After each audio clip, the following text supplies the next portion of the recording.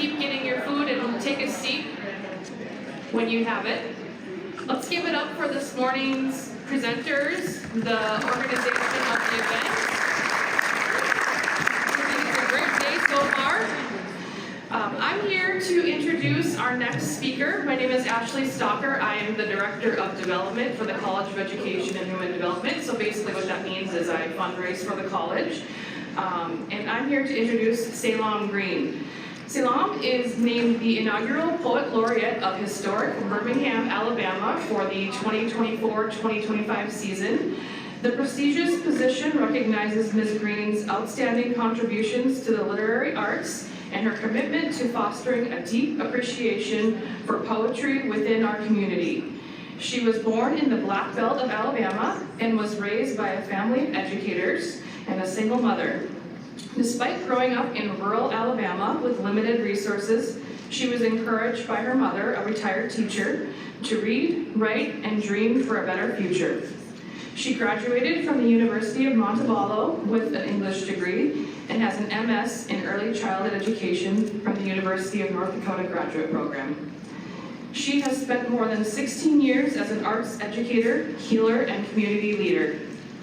Green is the founder and director of Literary Healing Arts and a Rhodes Scholar for the Alabama Humanities Alliance, a certified trainer for the Kellogg Foundation's Truth, Racial Healing and Transformation Initiative.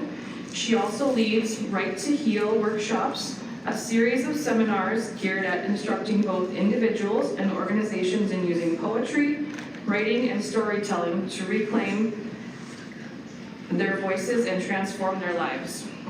In 2018, Green helped conduct a series of truth booths during the massive For Freedom's public art project.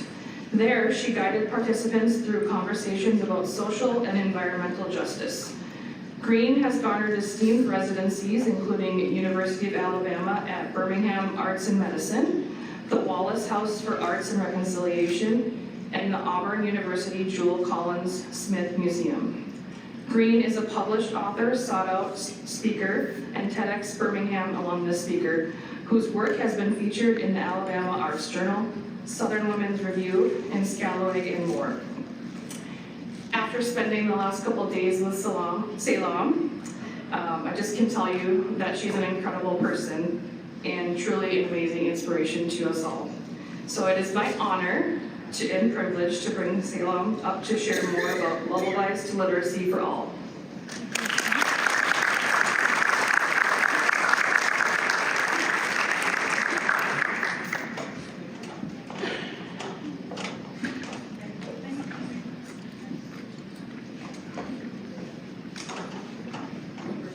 Thank you. Hello, how are we all doing today? Okay, where's the energy? Okay, it's lunchtime. I know where their energy goes at lunchtime.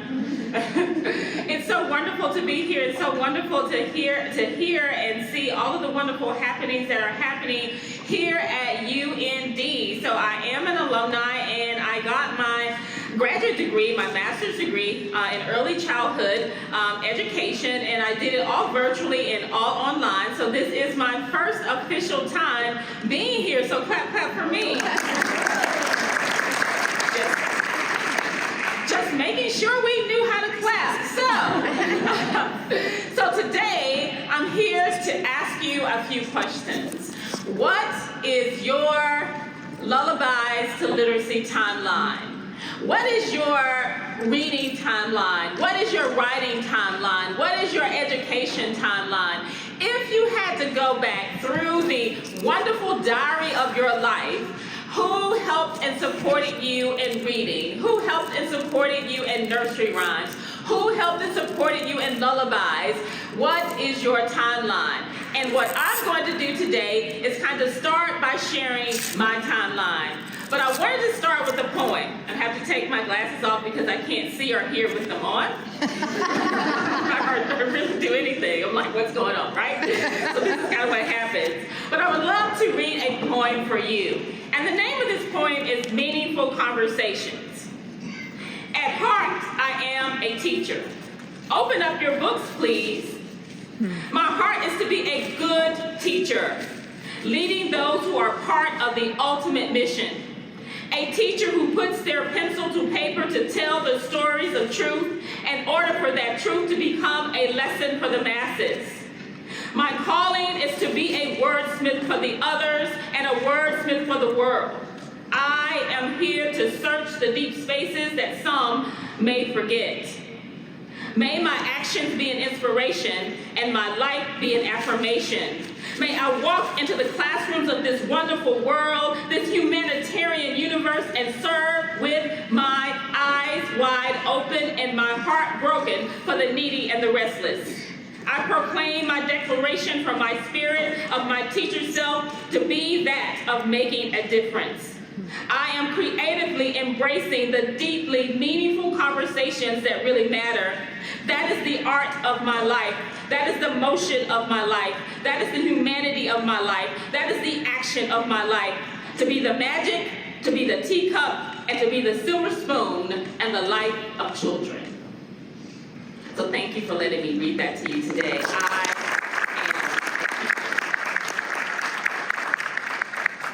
Can someone say oak tree? Oak tree. Okay, oak tree. I don't know, I haven't seen any oak trees since I've been here. But I grew up in a little town called Greensboro, Alabama. Not to be confused with Greensboro, North Carolina, but it's a rural town in Alabama. And every morning, I would look underneath my mattress and I would pull out my pink diary. My pink diary with the golden key. And I don't know why, but I had to lock it up, y'all, because at 6 years old and at 8 years old, I had some secrets, evidently, right? But anyway, I had a pink diary underneath my mattress, well hidden, with a beautiful golden key. And every morning, I would run down the hallway of my growing up home. I would go out of the screen door. I would go down the porch, and I would jump over my big fat dog Brownie. Can someone say big fat dog? Big fat dog. There's only one kind to have, right? Now I have a big fat dog Gigi. But my big fat dog Brownie, I would jump over her, and I would sit underneath my oak tree. Now this oak tree was a big oak tree. And it sat on a highway called Highway 69 that went through Alabama and Mississippi. So there were log trucks and there were cars and it was always noisy. But I would sit underneath that big oak tree with my pink diary with the golden key and my big fat dog Brownie. And I would begin to write. See, my mother was a teacher at the time, but I had no idea about poetry. I had no idea about writing or writers. All I knew was I had to get to my oak tree. And that oak tree was the first symbol in the timeline of my life. That oak tree was the first symbol in the timeline of my writing life. That oak tree was the first symbol in the timeline of my poetry life. Because underneath that oak tree, I found my personal peace, a place where I could be at peace. So the first question I would like to ask you as educators, when you think about your timeline from lullabies to literacy, what is your oak tree? What is your oak tree? Now your oak tree might very well be a oak tree. Or perhaps your oak tree is a person. Maybe your oak tree is your first grade classroom. Maybe your oak tree is your kindergarten teacher. Maybe your oak tree is your church. Maybe your oak tree is your growing up bedroom. Maybe your oak tree is a cuddly teddy bear. I don't know. But as we go through this particular time during lunchtime, I want everyone to think and imagine. And imagination is just thinking about things that are not really there. Can we do this? Thinking about things that are not really there. I want you to imagine what is your Oak Tree educators? What is your Oak Tree teachers? What is your Oak Tree administrators? What is your Oak Tree researchers? What is your Oak Tree? And once you garner up whatever that Oak Tree is, I want you to bring that into the room today and carry it with you throughout the day, because that is your peace, your place of peace, your place of peace. Because my Oak Tree and my big fat dog Brownie and my wonderful pink diary with the golden key, I take it everywhere with me because it began my timeline. And I took it to my kindergarten classroom. And I took it to my first grade classroom because my mother was a first grade teacher, and my auntie, and we say auntie in the South, so auntie, that's it. I don't know what y'all say here, but we say auntie. So my auntie was a first grade teacher, so I had no choice. I could either go to my mama or to my auntie for first grade. And my granddaddy was the principal. So he made the decisions where I was gonna go, right, at the time. And so I went to my auntie for first grade. But while I was in my auntie's first grade class, I would always sneak right across the hall to my mama's class, right? Because my mother had always brought me to her classroom ever since I was a baby. So my Oak Tree followed me to my mother's classroom. My Oak Tree followed me to my auntie's classroom. And now my Oak Tree is bringing me here today. So I want to share with you the timeline, and I want you to think about what is your timeline, because as we study about the research, as we study about science, as we study about evaluation and assessment, as we study the statistical data, as we bring that closer, as we begin to reframe it, reshape it, and transition ourselves into a world where we're making this global change, and at the same time figuring out how we want to support readers and early learners, and also literacy in our schools, and also in the lives of our classrooms, and also across our systems that we're working in. What about you? What's supporting you? And I see how y'all looking at me, and I say y'all lots of that. Well, there's y'all that. I'm sorry. I'm not sorry. I can't help it. It's like one of those things. Like I was at a conference and someone said, "Could you please stop saying y'all?" And I was like, "No." Like, I'm too old to like follow rules. I just don't. I can't. So I asked me to do nothing really. All right. What's gonna happen? But I want you to think about what and who and how you are being supported.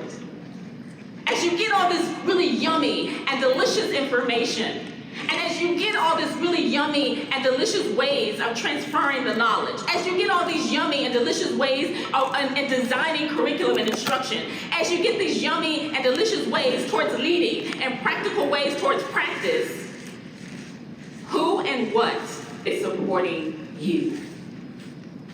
Who and what is supporting you?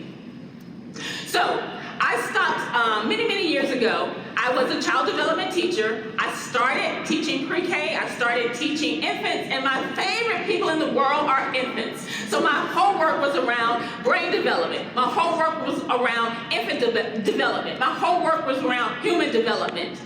And I remember I had a bright-eyed, red-cheeked, beautiful little boy named Cooper. Can you say Cooper? Cooper. Now, Cooper probably now is like 40, 30 something, whatever, right? So got his own children and all that kind of thing.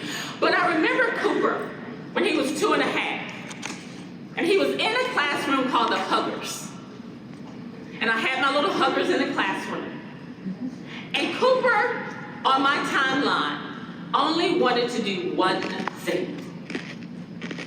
That was reading one book. The whole day. And he didn't read the book. Cooper would squall like a bird. And I would squall back. I mean, that was before, anybody came in and checked on what teachers did. So don't do that. Don't go squall into the classroom. Don't say this lady from Alabama told me to come in the classroom. No. You're gonna be, there's gonna be some issues. They're gonna call someone. But he would squall. And I would go to the library. I I would look in the bookcase and I would get his favorite book, The Very, Very Hungry Caterpillar. And I was enthusiastic when I got the book and I sat with him. And Cooper would stop squalling. And he would look at me. And he would get kind of excited. Really excited. He would just move his hands around and he would sit crisscross applesauce. And then I would sit crisscross applesauce next to him. And then we would open the book and Cooper would begin to do what?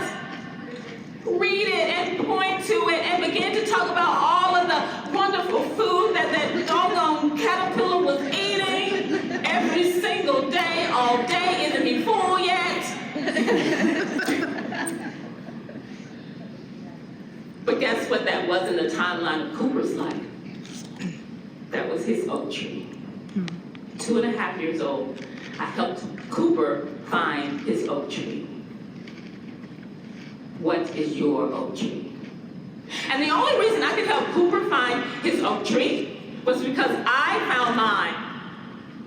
When I was in the 3rd grade, this was a long time ago, this is the way that our reading test went.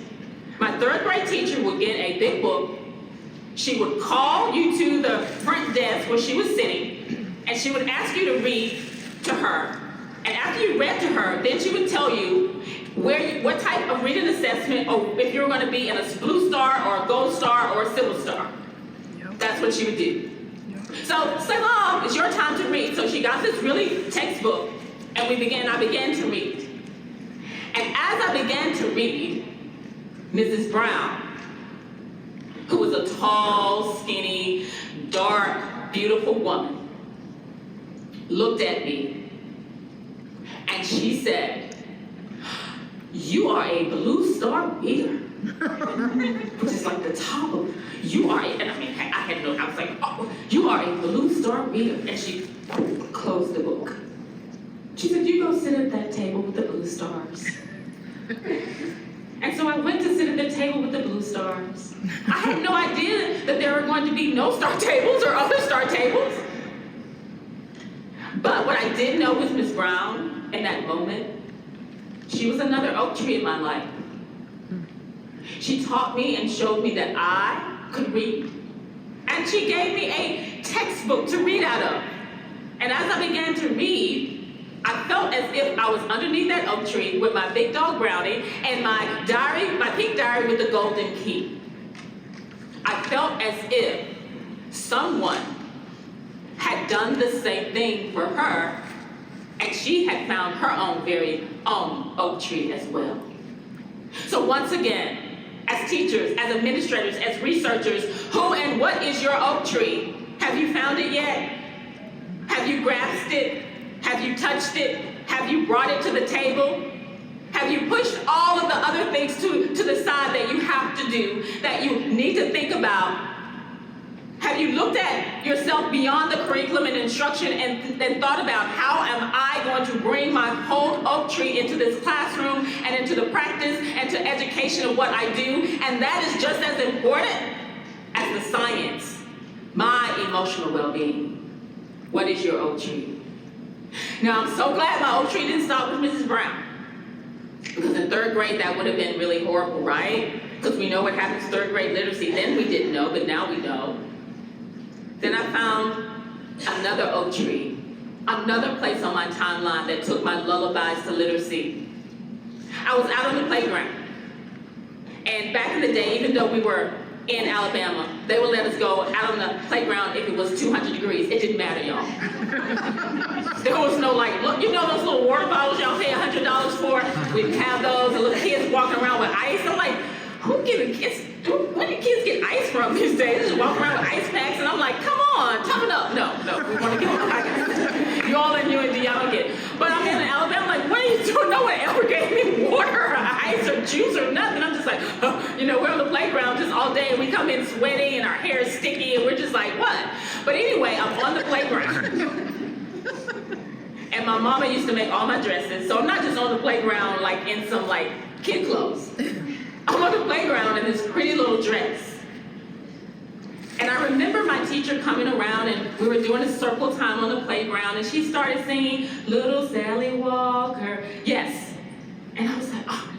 And my teacher began to shake it to the east, and shake it to the west, shake it to the one that she loved the best, Sally Walker.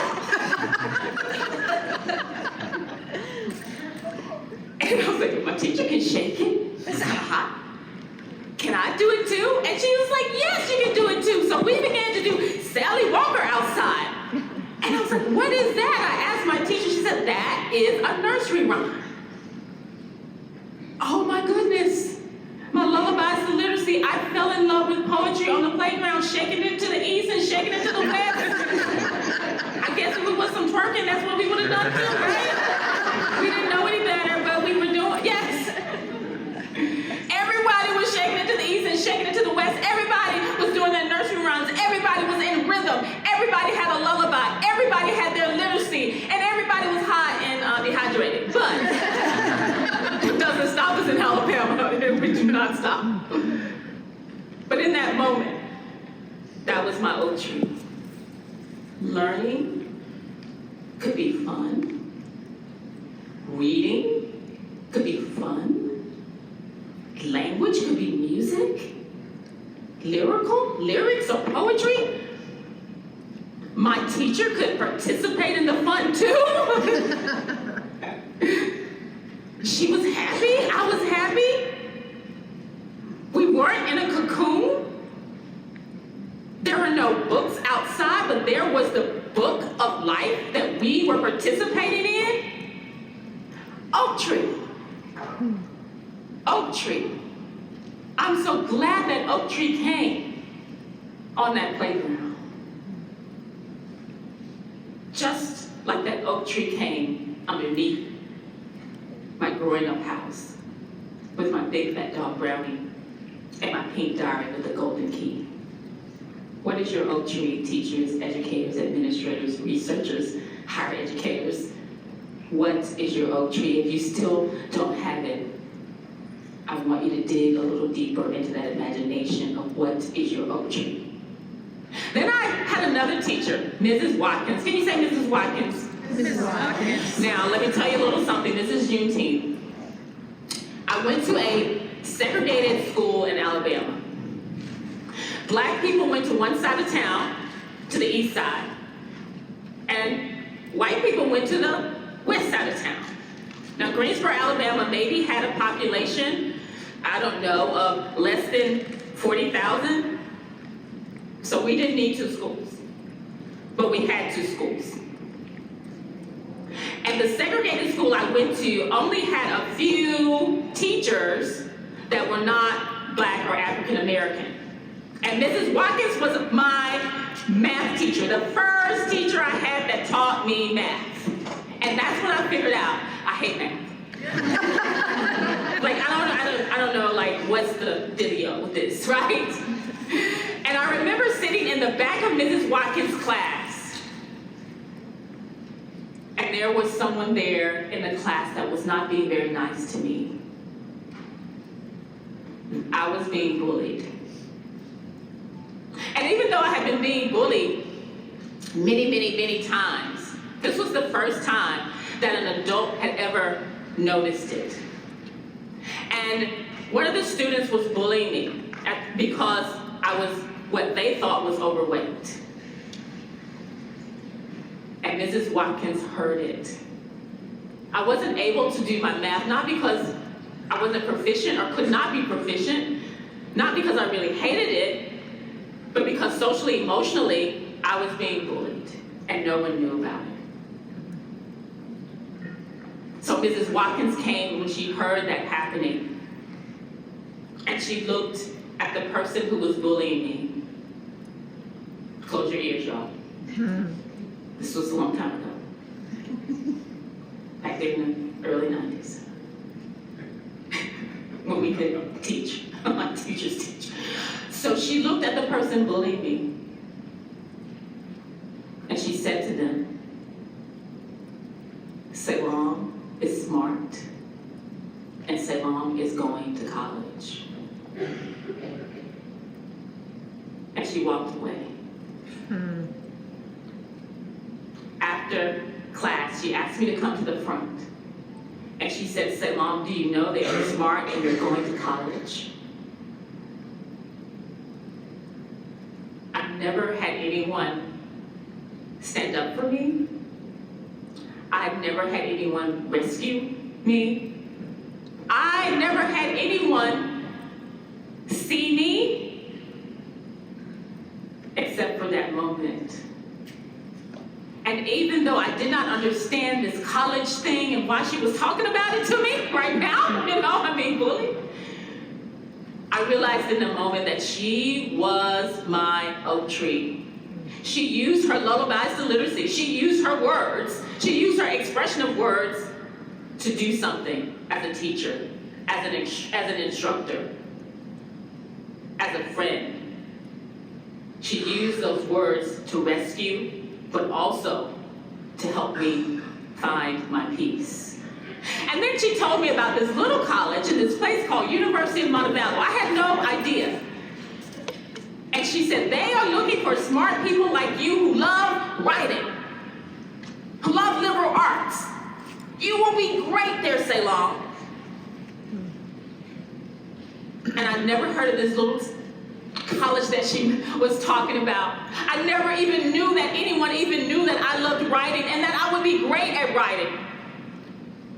But Mrs. Watkins, my math oak tree, knew that. She knew that. And fast forward, 5 years later, there was only one college that I applied to. Because I knew. University of North Dakota. I applied to it. And one day, just as hot as it was on that playground, I went to my mailbox that was right above that oak tree that was in my growing up home. And this was back in the day when they mailed you stuff, so applications and stuff, we had to mail it, then we had to wait for it to come, all that kind of stuff. So the application came in the mail, I sent the application out, and then in the mail was this purple and gold folder, which are the colors of the University of North Dakota. And I went inside my house, and I wanted to tell my mother, but I was like, no. Then I ran back outside, and y'all know where I went. I jumped over my big fat dog Brownie, because he's still alive. That's one dog that did not want to leave this world. He did not move, but he didn't want to leave this world. Like Brownie's like, I'm not moving, but I'm not dying. You'll never get rid of me. So I'm still jumping over Brownie to get underneath my oak tree with my purple and gold envelope that Mrs. Watkins rescued me to.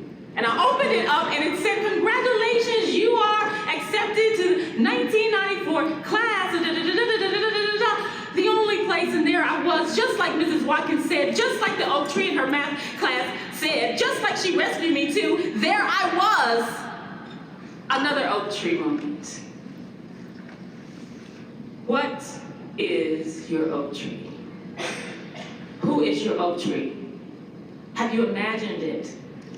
Have we gotten to the place where maybe it said, I want to think of an oak tree, but I really want to know a little bit more of the science of something. I really need to know more about the academic reasons that I do this in the classroom. What is your timeline?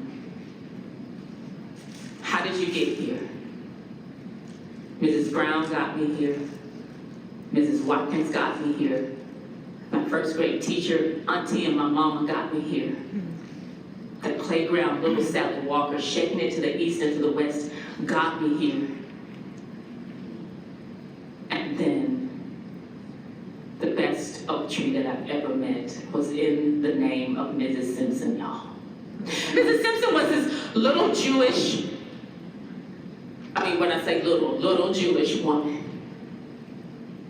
And every time I went to English class, there was Mrs. Simpson.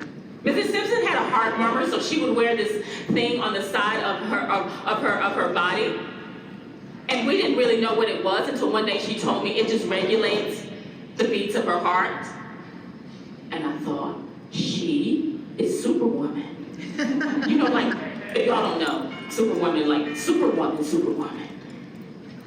She is Superwoman. And I would go into Mrs. Simpson's class, and she gave me the best job that I've ever had in my life, besides besides this one right here, but there's others. But this was the best one. I got an opportunity to pass out the journals every single day to my classmates. These, y'all, were green journals, everyday green journals, but I was the one that she chose, because I got to class early, to pass out the journals for our 20-minute journal and reflection time. So I would pass out these green journals, and I would lay them on the desk, and then I would say, it's journal time, y'all. Yeah, everybody hates me. I wasn't at the cool kid table. Nah, not at all. But I had my oak tree and my green journal. So I passed out those green journals. And one day, Mrs. Watkins sent these letters home and, sign this so you can go on this virtual field trip here. And I was like, what is this field trip? And Mrs. Watkins said, I want to teach you all about the Holocaust. Mrs. Simpson brought in her own oak tree and her own self. She said, I need you to sign this paper because we're going to take a whole week. We're going to read everything from Elie Wiesel. We're going to read the Diary of Anne Frank. We're going to watch the movie about the Holocaust. And we're going to write in our journals a story. And we're going to write a poem like Elie Wiesel. And I knew from that moment and that day that that's what I needed to do for the rest of my life. I was fascinated with the Holocaust. I was fascinated with the triumph. I was fascinated with the literature. I was fascinated with the literacy. I was fascinated with Mrs. Simpson and how she knew that was going to be our oak tree and how she brought her own oak tree into an English class of 9th graders, a segregated Black classroom in rural Alabama with reading scores at the lowest. She didn't say, I'm going to bring you in an adapted curriculum. Hell no. We got the freaking Holocaust and all of the hard books that went along with it. And guess what else we got? She got a grant so that we can take all the books home. And she said, you can read this at your leisure. If you don't finish this 6 weeks, you can finish them whenever you can, because I'm going to come in and talk about it as if you had finished it, so you'll be interested to continue to finish. And so in those green journals, my other oak tree began this place of peace that I found under that original oak tree. Place I found on the playground, shaping it to the east and the west. The place I found with Mrs. Brown, who told me I was a good reader. I was a good reader. In the place where Mrs. Watkins rescued me from a bully and said, you're going to college, to that college acceptance letter in that white mailbox on Highway 69, that purple and gold emblem that bled into my heart. All of those places, my oak trees. My oak trees. So today, once again, I ask you, what is your oak tree? What are you meeting for? Have you found it yet? Do you know where it is? Are you gotten excited about it? Are you still looking for it? Are you trying to find it? I oftentimes tell people, I used to teach child development at Jacksonville State University. I taught for many, many years as a professor, done this for many years, and oftentimes people ask, well, can you tell me a little bit about that? And I say, before that, let me tell you a little bit about my oak tree. Before I talk about brain development, before I talk about how we rewire the synapses in our brain so that we can learn better, let's rewire the synapses in our brain so that we can get back to the wholeness of who we are, so that we can begin to then work on those finite details of instruction. Who and what is your oak tree? Have you thought about it lately? And if I go down my timeline a little bit further, if I go beyond the oak tree in my growing up home, if I go a little bit further, I think that I had an oak tree before I even knew I had an oak tree. I think I had an oak tree before I even sat and I jumped over my big fat dog Brownie. I think I had an oak tree before I even had a pink diary with a golden key. I think I had an oak tree before I even knew that the oak tree could be a place of peace. And I think my very first oak tree was someone who dreamed me here. Who dreamed you here? Who dreamed you here? Yes, in the back, who dreamed you here?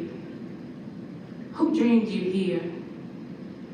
Who dreamed you here at UND? Who dreamed you here on this soil, on this earth? Who dreamed you here in this realm that you're in? Who dreamed you in the world? Who dreamed you here? I am the dream of my Grandma Washington and her thick thighs and her big eyes and her sweet potato pies. That's who dreamed me here. She knew that she had to continue as a bus driver. She drove the bus for the white school.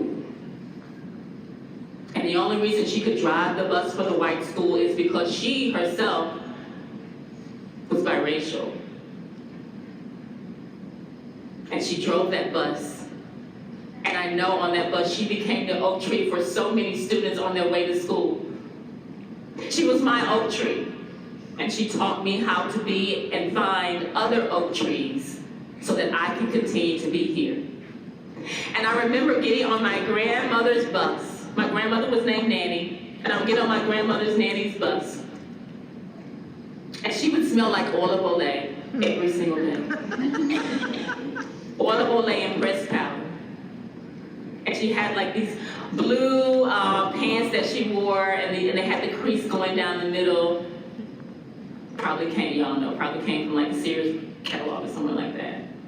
And she always had a crisp white blouse. We don't call it a shirt in Alabama, it's a blouse.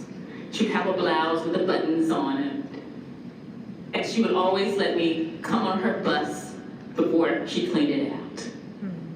And I would sit on her bus and I would act like I was driving to school. Driving to school like my grandma.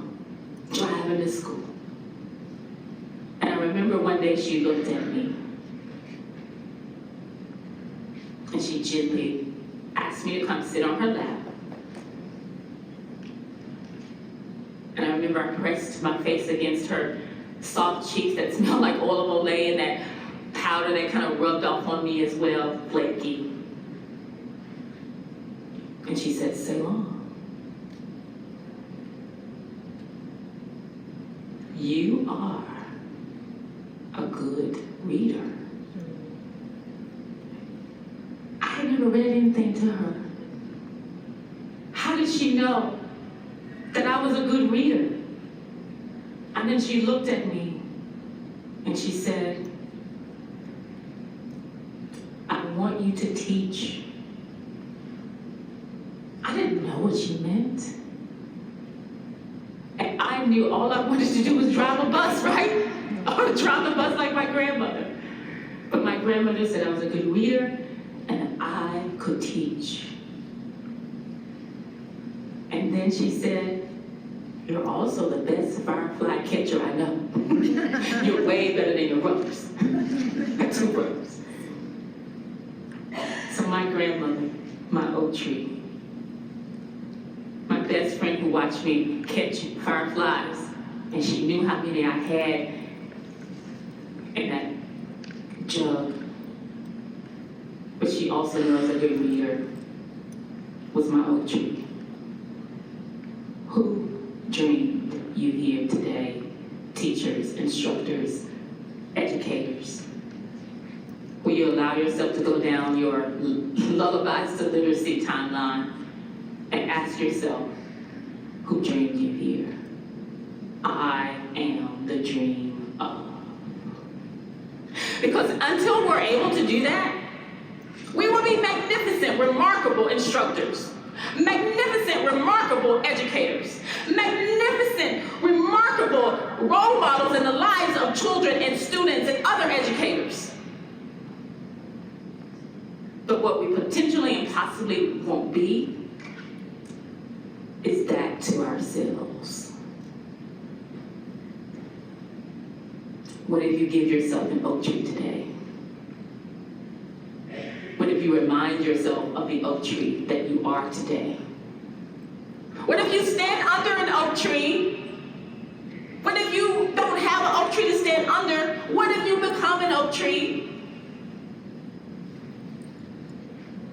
Simply it's a choice, but it's also a privilege because you also get to become that oak tree in the lives of other people and students every single day. Someone right now is metaphorically driving a yellow school bus because of someone here.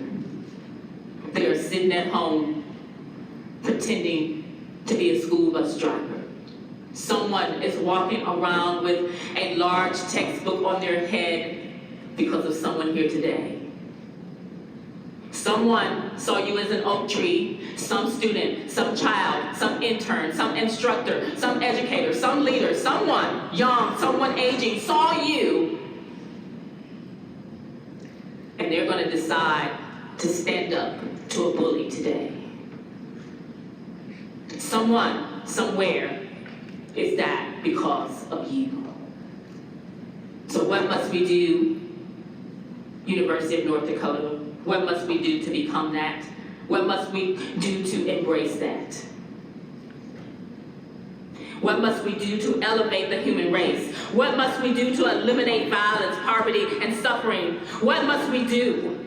What must we do to activate acts of agape love and moments of radical resistance, more joy? We must walk the streets and recognize the beauty therein, the progress, the histories that tell our stories, your stories. What must we do, University of North Dakota? What must we do? We must take the hands of our youth and guide their hearts into spaces of renewal and transformation. We must blaze a path towards solidarity, unity, and repair. We must become the pathfinders that light the roads toward recovery and kindle the fire of change. We must open up the book of love and read each chapter carefully, page by page, line by line, verse by verse. We must digest the words of our forefathers, the cries of our girls and our boys, the laughter of our critics. What must we do? What must we do, educators? We must become the educators we wish to see, the education we wish to be. We must carry that wisdom to the ones that refuse it. We must grasp hope by the strength of each woven sentence. We must speak up. We must raise our voices. We must rise, educators. We must work. We must build. We must be brave. What must we do? What must we do? We must be the educators we were birthed to be. We must be the oak trees that we were birthed to be. We must have the posture that is unmovable. We must heal together. And we must teach a world how to heal together. We must call forth and gather each citizen, young and old, to sit in the chair of champions and to create their own destiny. What must we do? We must be the educators where people were born to be free.